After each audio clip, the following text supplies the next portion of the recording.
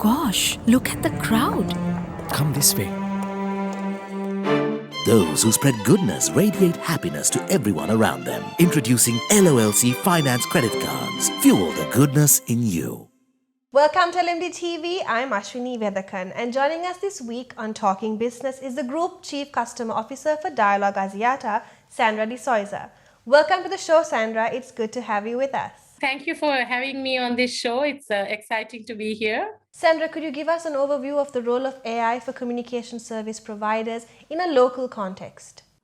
Yeah. So when you think about AI, we all know that it's a disruptor in the communications industry. And for sure, within the next 2 years or so, in Sri Lanka as well, we will see Sri Lanka embracing this kind of technology. If we really want to grow exponentially, I think we really have to also, and particularly, it's been an advantage during the post-pandemic era in digitization. So all CSPs need to kind of embrace AI and machine learning to cope with the exponential growth and demand. This enables actually these CSPs like us to quickly detect, diagnose, and recover from service impacting issues without human intervention. So this is actually an area in which a lot of the telcos globally and also telcos in Sri Lanka, I'm sure, are working on. Typical AI investments focused usually around network optimization, preventive maintenance, virtual assistance, and also robotic process automation, which is commonly known as RPA. So AI applications use advanced algorithms to look for patterns within data, enabling telcos to both detect as well as predict network anomalies and allowing us to proactively fix problems before they actually impact customer experience negatively. I think some of the advantages with enabling AI within the telco industry in particular would be the ability of learning to build self-learning knowledge bases that can deliver the right solution and recommendations to customers, making the job of particularly the frontline employees within service providers so much easier. So it also actually allows for a better employee experience when they are supported in order to be able to serve their customers better. Also, the ability of understanding, reasoning, and collaboration is an area in AI which makes a lot of business sense and add value. I think it also helps to gain a deeper understanding of customers in order to be able to do targeted like cross-sell, upsell.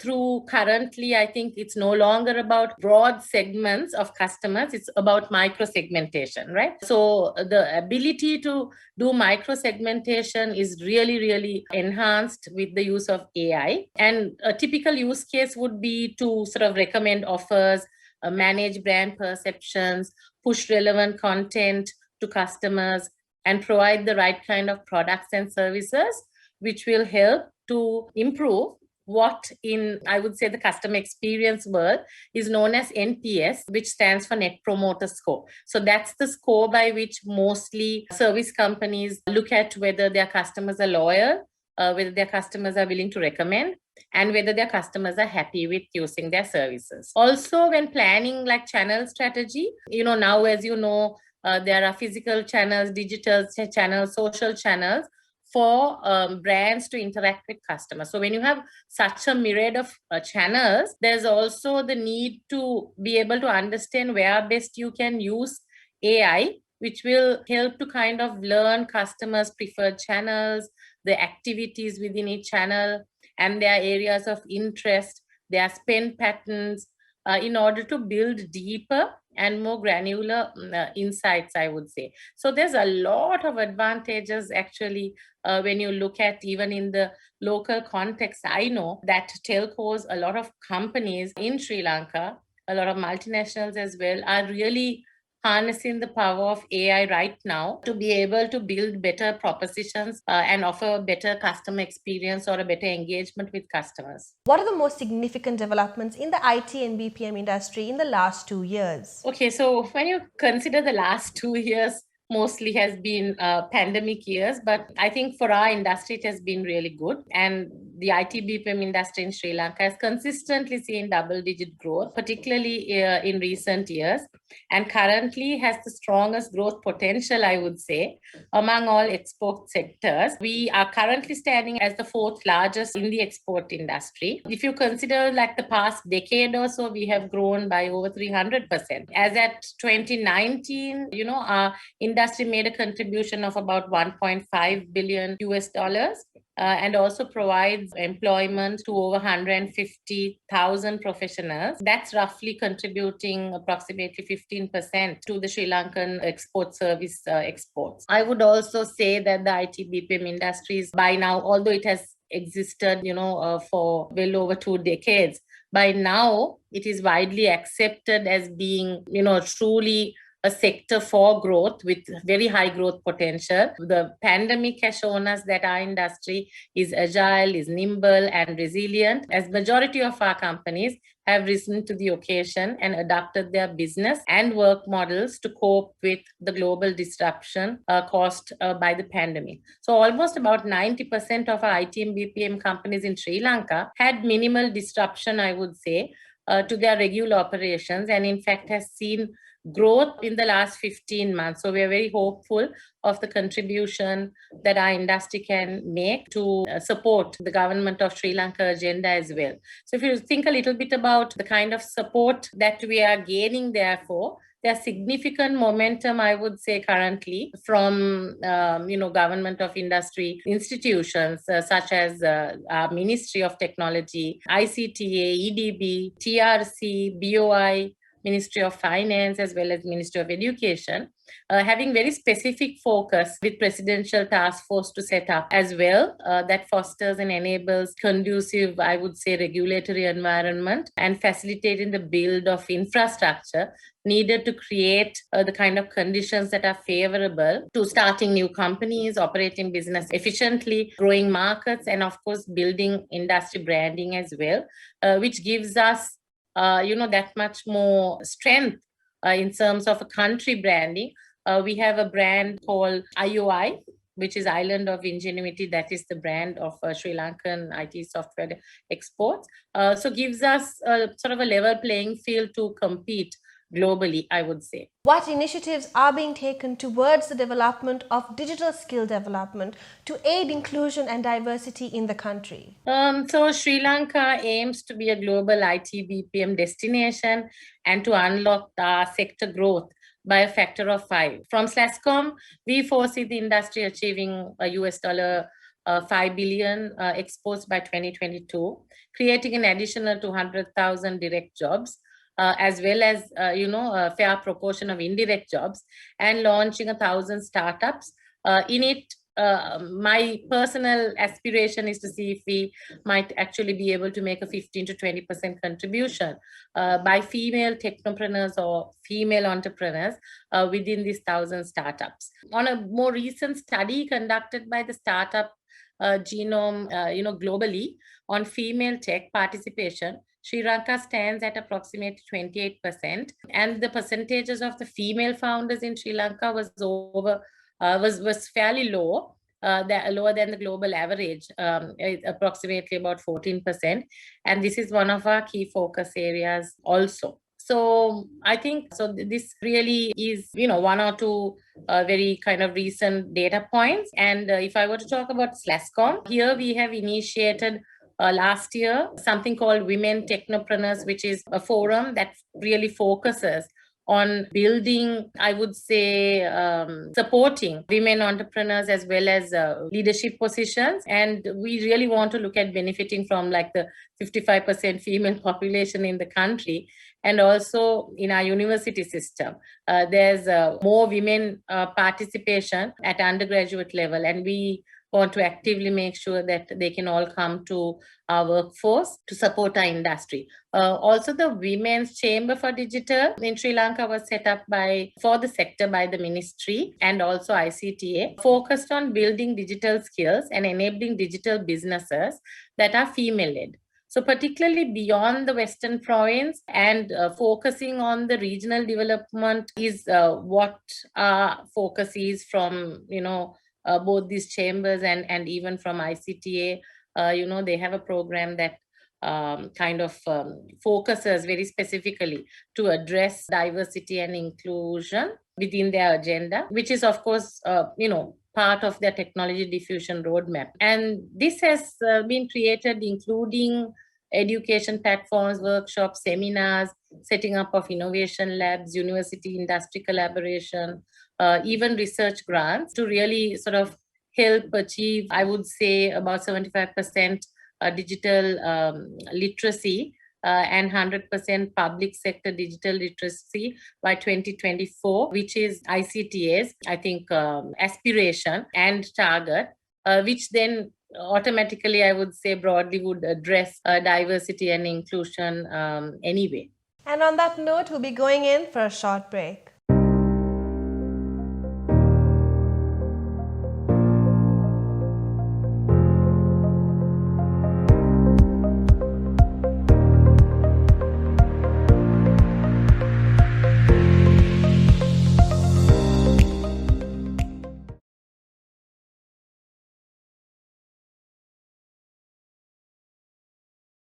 Welcome back to the show as we continue our conversation with the Group Chief Customer Officer for Dialog Axiata, Sandra de Zoysa. Sandra, in your view, how can the telecommunications industry become more sustainable, and what do you consider the key components of this goal? Telecommunications network operators specifically, the issue of sustainability has become very urgent, and I think in Sri Lanka we haven't really paid as much attention as we should have. The unprecedented demand for digital communications, especially even during the pandemic, has forced telco infrastructure to consume more energy than ever, expanding their carbon footprint. So this demand likely will continue or increase as companies not only rush to adopt remote work during the pandemic, but make this a more sort of permanent part of their businesses and work lifestyle, right? So telco sector obviously would be a game changer on sustainability, shrinking its own as well as helping others to shrink their own carbon footprints. I know that in the telco sector, there are lots of different initiatives that I am aware of, even locally, that we are engaged on in trying to see how we also can make a significant contribution to achieving these sustainability goals. If you look at globally, investors and capital markets are paying more and more attention to environmental, society, and governance criteria, right? Commonly known as ESG. And of course, climate change has been a major focus, particularly in 2019 and today even, when 1/3 of the assets which are under management worth trillions of dollars are being managed under this ESG criteria, which in Sri Lanka mostly we call it sustainability, but it's actually, I think, the encompassing idea of ESG itself. Within the global telco domain, I think there's a lot of focus, and we too need to do that. Technology, of course, has the potential to help significantly reduce global emission during the coming decades. And this is top priority on a lot of our agenda. Certainly, it's a key priority that we are initiating from SLASCOM as well for the tech industry. And we are supported by not just the companies in the tech industry, even those that have a good practice and a mature practice across sectors are collaborating with us to help us set this up, from the garment sectors to banking and so on. If you look at digitization, it's going to be a really kind of main contributor to meet the ambitions of zero net emissions by 2050, right? Which is one of those global targets, that has been identified by ESG as initiatives as well for our industry. And I think that technology and especially telecoms are really supporting other sectors, like I said before, to achieve these environmental goals. So I think a lot of the companies in Sri Lanka also have their goals in place and are working on initiatives that, to look at reducing carbon footprint, like I read even on today's news about an initiative from Haley. So I think it's very encouraging, but I don't think we're doing enough soon enough. And this is something that needs to take high priority in all of the board agendas across the companies in Sri Lanka, I would say. Sandra, customer experience is one of the most critical aspects of business success. How well is the telecom industry addressing this? So I can talk for, I mean, I really think the customer experience industry is forged and by the telecoms, or even defined by the telecoms sector in Sri Lanka. I know when I first started out in this industry 33 years back, even back then, I think we started out the first sort of customer service back in the day kind of function at first to really what it has now grown to be known as the customer experience industry, 3 decades later. And I think we are very advanced in terms of what we can do and how we manage customer experience as a practice. But I think the newer technologies, like we discussed earlier on AI and machine learning and so on, we would be able to do a lot more than we have ever done in order to ensure that our customers' experiences or expectations are managed. More so, as I said before, on AI machine learning initiatives, it allows us to proactively manage rather than simply react to a customer's, request or need that they would have, and to better manage their expectations. Nationwide data usage has doubled during the pandemic. Is the telecom industry well equipped to meet this demand without compromising quality? Okay, so I think, at first when the pandemic hit, not just in Sri Lanka, but globally, the telco industry became, the most stressed out because we became the most sought after industry, right? For any citizen in the country to be able to literally, live, work, communicate, with the outside world outside of your own home. It was only the use of, telecoms, and that too, a lot of the data use, because a lot of, I would say, kids even had to get on Zoom calls and so on to do their education. Businesses had to, get online and use digital channels. Almost everyone in the country, I mean, had no other choice, right? So that being the case, I think at first, the telcos found it hard to cope with the, overnight increase in demand. But subsequently, I think have managed this really very well. And particularly, when you look at Gamata Sang Nivedana, which is an initiative, from TRCSL and the telcos jointly working on this.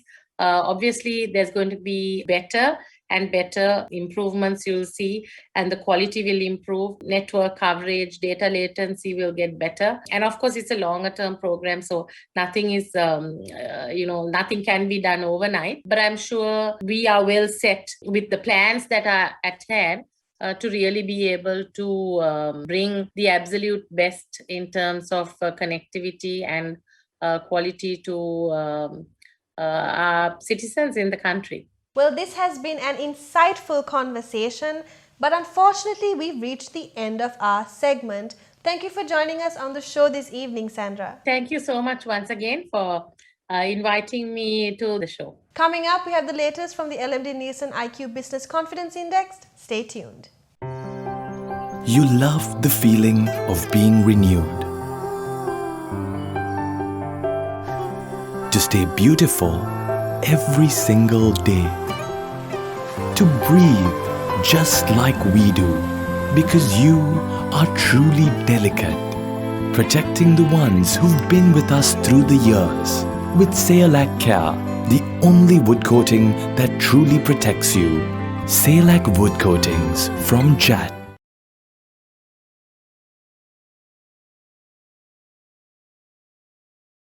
Welcome back to the show, and here's the latest from LMD IQ Business Confidence Index, or BCI. The BCI remained unchanged in July, registering 87 for the second consecutive month. This represents a deterioration compared to the corresponding month of last year, when the index stood at 97 and places it more than 20 points below its 12-month average. LMD-NielsenIQ's Director of Consumer Insights, Telecommunications, sheds light on this by stating, with the country opening up again, immunization drive accelerating with more than 30% of the population being vaccinated and a number of COVID-19 cases on the decline, the situation is gradually becoming more manageable. People and businesses have more or less overcome the fear that gripped the nation at the onset of the pandemic and are settling down to embrace the new normal, she elaborates. With the island-wide immunization campaign gathering momentum, together with the receipt of several consignments of vaccines in recent weeks and travel restrictions easing, we may see economic activity picking up in the coming months. This could have a positive impact on the BCI in the near term. However, as we outlined in the July edition of LMD, the general direction of the index will depend on how the country tackles macroeconomic challenges such as bolstering its dwindling reserves, meeting its debt obligation, bridging its ballooning trade deficit, and mitigating the foreign exchange crises. And that's all the time we have for this week. Don't forget to subscribe to our YouTube channel and follow us on Facebook and Twitter. Thank you for watching and stay safe.